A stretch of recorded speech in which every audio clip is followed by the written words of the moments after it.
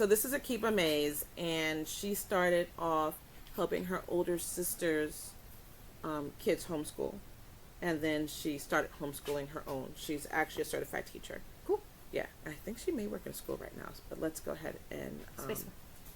family and even strangers are always going to have this feeling that because you homeschool, it's like you making a statement that they're a bad parent. They are just projecting. Ignore it. It's actually been a little bit over 5 years since I've been homeschooling. I started off helping homeschool my middle school age nieces, and then I went on to homeschool my own daughter. So in this video, I am going to just be spitting out all of the homeschool advice I would recommend based on having homeschooled for 5+ years. I'm going to be saying these things and they are not in order of importance, so make sure you listen and stick around for all 50. Number 1, start before you're ready. It takes a few years to really get into the swing of things. You'll figure it out as you go along. Well, so... that kind of presupposes that homeschoolers know that they're going to be homeschoolers. Right. I mean, that's what happened. I mean, for this time period, that might be there are families who do. correct-ish. There are families who do. There are families who know from the get-go, we're going to be homeschoolers. Mm-hmm. And if you know you're going to be homeschoolers, then you can plan timelines like that. And you actually planned some study time for y'all's accidental homeschool. So a little background about us. Both of us are accidental homeschoolers. Right. We got into Which means this was not our intention. It was not our intention from the get-go. My kids are, I've graduated my oldest. My youngest is in high school. And my kids are 28 and 30. yeah, so you've graduated yours. I should hope so. A while back. Yours have college degrees and everything. Right. But both of before my first child was born, we were going to school fairs and we're like, we're going to go find the perfect school and the perfect curriculum. And so we looked at all of the private schools in the metro Atlanta area, and we had narrowed it down to the 2 that we were like, these are the perfect curriculum environments. One was the Friends School of Decatur, which has amazing curriculum, and then the other was Atlanta International School. And we actually chose Atlanta International School, which is, once you get to 5-year-old kindergarten, 50-50 immersion. So students learn all of their subjects in one language on the A day, so that in English on the A day, and then they learn all of the... Okay. I'm sorry, go ahead. Finish talking. It's fine. And then they learn all of their subjects in their target language. In our case, happened to be German. Worked great for my oldest child until 3rd grade. Part of the struggle that we had there was him being Smart. bored. And I didn't, what do you do with a child that's bored in that kind of curriculum? I can't just stick him into a normal school environment. Right. And other things were happening. And ultimately, in October of 3rd grade, we parted ways with that school. And I found myself suddenly with a 3rd grader who needed to be homeschooled. Right. Because as we parted ways, we sat down and did standardized testing. He was testing on a 7th grade level. There just wasn't a place that I could send him in good conscience that was going to support that level of advancement. And then my youngest child, similarly, we switched schools for him. 3rd grade, that wasn't working. Opposite reason, he had some learning difficulties that were not getting the attention that they needed there. We could do better at home, and so we wound up homeschooling him. So to that point, yeah, I absolutely started homeschooling before I was ready. You were never going to be ready. I was never going to be ready. So there's that. But I, on the other hand, do nothing before I am good and ready. Yes. And so while I discovered that I was going to homeschool in December, I kept them in school until May. Right. Because I had to prepare myself. So her saying start before you're ready scares me viscerally because I need a plan of action. I need to have it mapped out. However, looking back at the last 4 years, people were kind of forced to homeschool before they were ready. So I understand why. She would Number say that. two, and I have to apologize for this one because at the beginning of 2020, I definitely posted in a Facebook group and I was like, why are these new homeschoolers just asking for all this advice on workbooks? They act like they just give their kid a workbook and that's homeschooling. That's not homeschooling. And I was sort of wrong about that because workbooks are a very valuable tool when homeschooling. They're not a curriculum, and I still stand by that, but they are such a great tool for just consistency and daily practice. Workbooks have saved me on so many homeschool reviews where they're like, can you please show us evidence of routine social studies or routine science? And I'm like, yes, here's the workbook. Here's like 15 pages out of our workbook. So much of my kids' learning is done through real world experiences that I don't often have like written examples if I did not have these workbooks. So while I still say that workbooks are not equal to like a full homeschool curriculum plan, workbooks are a valuable tool. Yeah, I agree. So I've been a horrible homeschool snob in a lot of ways because I'm very results focused. And so I'm seeing different curriculums being used and I'm seeing how the test scores come out for those kids based on which curriculums they use. And I was like, oh, this curriculum sucks. It's horrible. We use this curriculum at our homeschool program right now because what I learned was from math-phobic children, more specifically math-phobic teaching textbooks, that was the one I was snobbish about. For math-phobic kids, this is one of the few curriculums that gets them to open up and step into math. Right. If we want the test scores to soar for the SAT, then we can start adding things Right. when they get into those upper high school years. But just to get them into the habit of doing math daily, I was wrong. And I mean, I will say this from largely most of my kids' homeschool careers, unschooling kind of was our mindset, and we have a whole video on philosophy, so you can check that out on our YouTube channel. But when you are doing something like unschooling and you're learning just from the world and experiences and going out and doing and seeing and interacting hands-on, you kind of do have to have something to show at the end of the day. You did.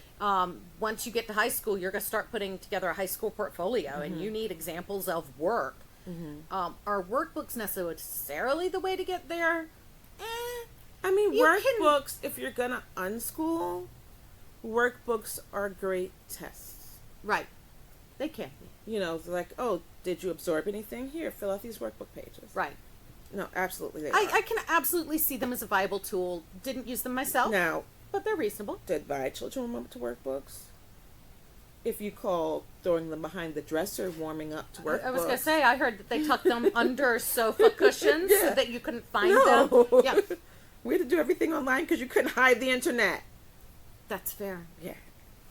Number three, the best curriculum is the one that works for you. In my opinion, some of the best math curriculums are Beast Academy, Envision, Eureka Math, because they are academically solid. However, if you can't implement those programs, they become useless. Eureka Math is a lot of printing, and if printing is not your thing, then no matter how good that curriculum is, that's not the best one for you. So go with something that's good, but also works for you. Which leads me to number four.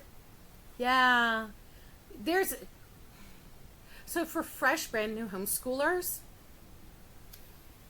the biggest mistake that people will make is, I'm going to go buy all of the curriculum. I'm going to go invest all this money and I'm going to buy this whole unit and this is going to take us through the entire year of homeschooling without having any idea whether or not that's going to even work. Go ahead. What were you saying? So, whole curriculum packages. That's going and just buying a curriculum package sight unseen without having tried it out is the biggest mistake new homeschoolers make. Talk to friends. Talk to your local co-op. There are people who have already bought these curriculum packages, whatever they happen to be. Or they can contact you guys. Or you can contact us. If you have the opportunity to sample lesson 1 out of a curriculum, sample it. See how that works for your student. does that make sense to your student? How much explanation did you have to do? How onerous was the busy work of it? Is it something that your student's going to be able to sit down and kind of work all the way through? Try these things out before committing financially for things. So fortunately for me, I'm eternally cheap. This is what I bought year one. Can we see it? Kingfisher History Encyclopedia. It's just a 4-year history guide. It's not a curriculum. It's a guide. And I did understand that I wanted to do a classical approach to homeschooling, and I knew this taught history from beginning to end. We have since written our now she's going to run away. We have since written our history curriculum based on the 4-year model. The other thing I purchased was Homeschool Legal Defense Association membership. I don't think you need that. At the point, they scared me to death and told me people were going to come get me and report me for truancy if I didn't have that membership. No, absolutely. And so those were the only 2 things I purchased year one, was this and the HSLDA membership. I recommend this because it is an encyclopedia. And I was sick. I was very sick those first 2 years of homeschooling. So we did a lot of homeschooling in bed with this book.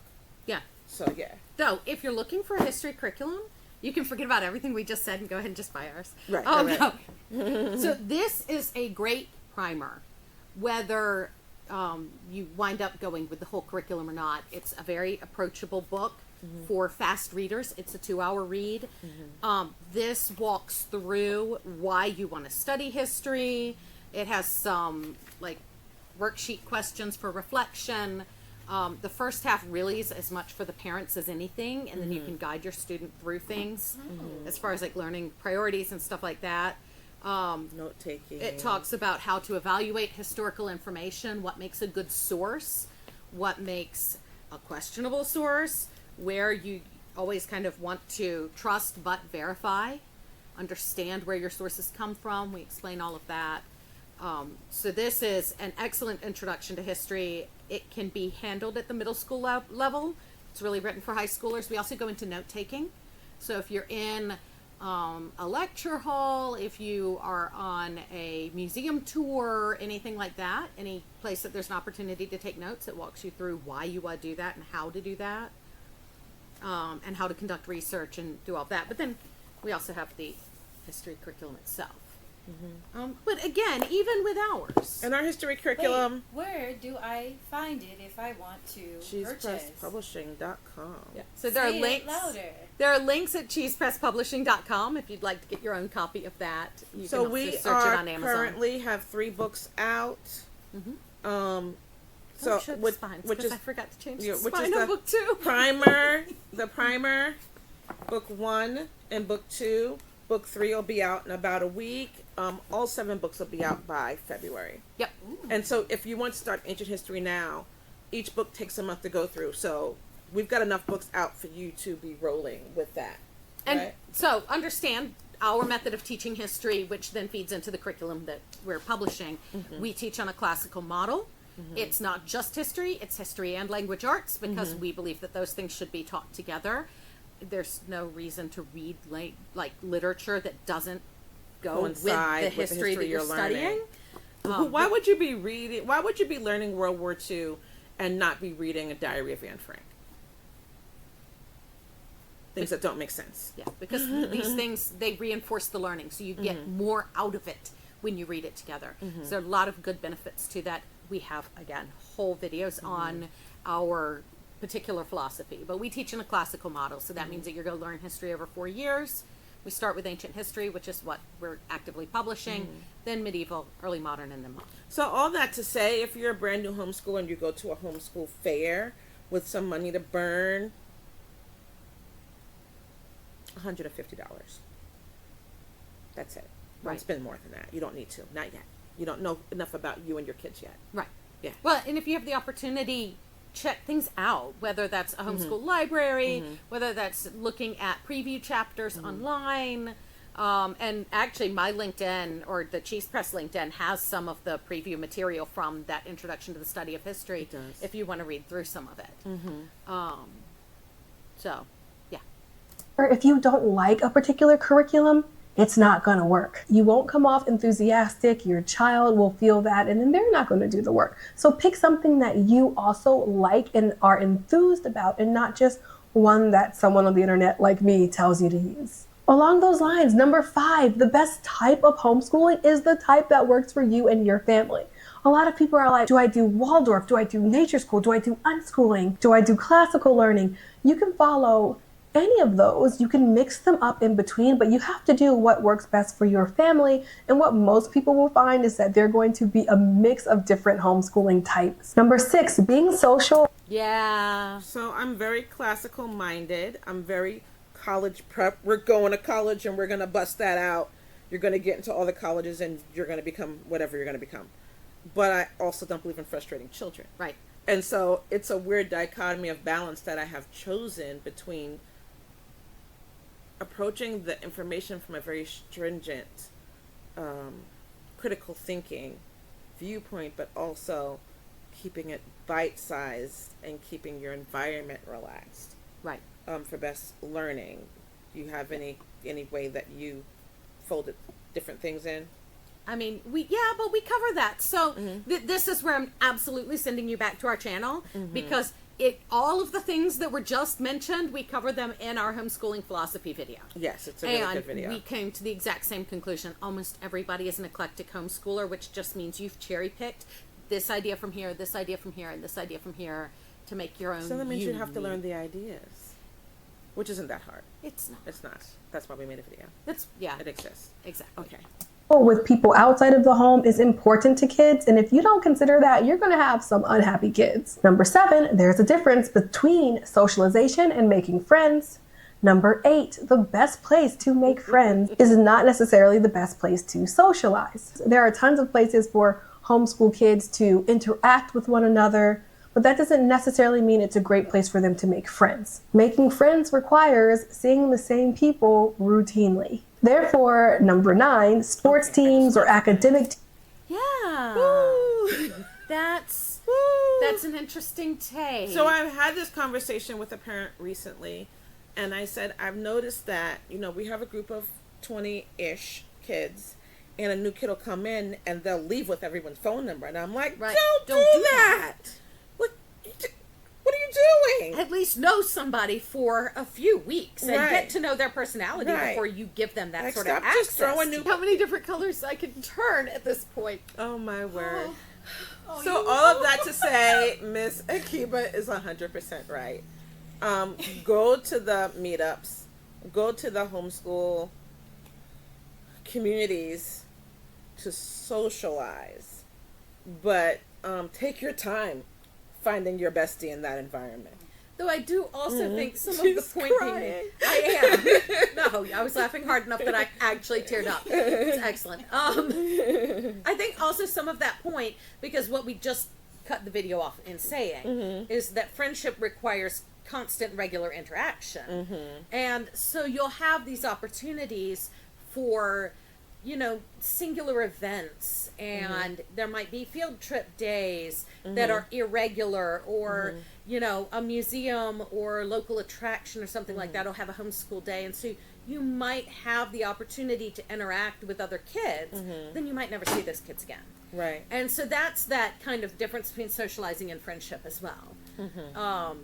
But yeah, there's something that, and it's a life lesson. You're not gonna be friends with everybody that you meet. Right. I mean, when you remember being in public school, I do. I remember 3rd grade I had one good friend, and then 5th through 6th grade I had one good friend, and through 7th through 8th I had one good friend. I mean, I changed schools every 3 to 4 years, so I was I always think those were having school to changes. make Yeah. new But friends. like we moved cities. you're gonna have acquaintances. Like, there was this one girl who was nice to me all the time, and then she kicked me in the chest. Like, so just being friends with her from jump, I never got close to her. There was always something, was Right. her quick temper. But let your kids figure out who their friends are, and you as parents watch and make sure that relationship isn't one-sided. Right. I mean, that's kind of for me was the beauty in homeschooling my kids is the good friends got into our house. Right. And I guarded that. Yeah. Who was coming into my house and who wasn't coming into my house. You could play with all these people. Right.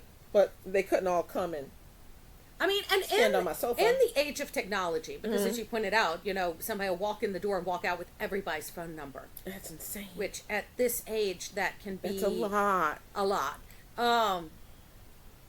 Most of the parents that we've seen that and we work with 6th to 12th graders. right, yeah. Yeah. So our age group is middle and high school. But the parents that we've seen that really seem to have a good handle and their kids are fairly well balanced and are interacting appropriately with other students. The parents see every email, every text. There are apps. There are some apps that will only share the text if like certain keywords are used. So if somebody uses language or says something that's inappropriate, then the parents get pinged for that. And then there are some parents who they regularly just read everything. And I know there's kind of this movement to respect children's autonomy and but when children are learning to navigate these things, we've seen better results as administrators and teachers when that autonomy is earned from some maturity. Yeah, I agree. So yeah. Teams are great ways for your child to make long-lasting friendships. Yes. Number 10, courses or lessons specific to homeschoolers is a great way to meet other homeschool families. 11, co-ops or pods are amazing and revolutionary. 12, co-ops can cost you time and money, but they are so worth it. You can make friends and you can share the load with other homeschool families. 13, because someone is a homeschooler does not mean that you will get along with them or you will be friends with them. Because 14, everyone homeschools for different reasons. 15, some people are only homeschooling for a season or a year, and so you got to be careful when choosing homeschooled friends for your children, because they may only be homeschooling because they're in some sort of transitional space, and then your child has taken all of this time and you have taken all of this time to form this friendship with this parent, only to be told like, hey, we're not going to be homeschooling anymore. Yep. We have a couple of kids right now who are specifically homeschooling for the middle school years. That is their goal, that is their reason, and that is and they're going to go back to public school for high school. Like they're specifically, and we're helping them like curate as far as like curriculum goes, everything else. They're making sure that they're staying accredited, so that when they when they hit 9th grade, they've got all of those records that the public school will just take that back. And honestly, so the number of public school teachers are the ones that are pulling their kids for middle school to give them a more unique middle school experience and prepare them better emotionally. Well, and also to provide school. some insulating during that formative period from what other students are going through. Right, because you really have to have a certain level of maturity to survive middle school intact. And so, now, is there a chance that you, a lifelong homeschooler, is going to meet a temporary homeschooler, and by the time that child hits 8th grade, the parent's looking at you and deciding their kid's going to be a long hauler? 20%. But, like, don't get attached to going the long haul with the homeschool best friend who's going to follow the same path as you. Because anything could change. Someone could get sick. Someone could have to move. It could be a job. No, and so that's what I don't necessarily love about this advice, is your kids should make friends with whoever they connect with. They should. Because you can stay connected but don't with somebody make your lifelong plans connected to someone else's lifelong plans. Yeah, but don't do that just so many in general. people do that all the time, and it's crazy. No, don't do that in general, because people's life situations change, and like even if somebody is planning to be a lifelong homeschooler and y'all are gonna be lifelong homeschool buddies, like as kids grow, as kids mature, their friend group's gonna shift and change. Like they absolutely are. My oldest child has friends from when he was homeschooling. He's now graduated, and he hangs out with probably 3 of them on a regular basis. My 30-year-old has one and a couple of, in the ethers. And then my daughter has one solid and then a couple, maybe 4 or 5 that she comes in and out with. So, I mean, it's just going to be like school. You're going to carry one friend through the rest of your life. You're not going to carry the entire class. Now, something she said early on is just because you're homeschooling doesn't mean you're going to like other homeschoolers. Yeah. I struggled as a homeschool parent. I think what got me through was a respect. I'm really good at looking at a person, what they're doing, and understanding why they're doing it. And so while I may have respected people's journey, their journey didn't fit mine. And the first thing she said is people are going to judge you for not doing things the same way they do them. And so I had to insulate myself emotionally to stay on my personal trajectory, which was the right trajectory for my kids. There are absolutely elements in the homeschool community that can be very judgmental. Oppressively judgmental. Yeah. Of people who are not doing things the way that they do them. And that's true from every different philosophical standpoint. It's not, no one group has a monopoly on that judgment. People who are super, we're going to do everything to get into college, will judge people who they believe aren't doing enough. I may or may not have. I'm going to look over here. People who are like, my kid's destined for a trade and we have no intention of going to college, so once they've mastered basic money math and 8th, 9th grade reading level, then we're done, are also going to look judgmental at people who are pushing for college. Like, why are you pushing somebody that hard? I've had people walk up to me and ask me, why would I send my precious homeschool daughter to college? And I'm like, because that's what she needs. Yeah. So, I mean, anyway. so no matter what the educational philosophy, there is going to be a core group within that philosophy that's going to be super judgmental of everybody that's doing it differently. So all I can say is get to know everyone and their philosophies, and it's not don't make friends with them. It's if you and your friend are not aligned academically and goals, don't tell them all your business. Yeah. Because it's just going to invite uncomfortable conversations. Just don't tell them all your business.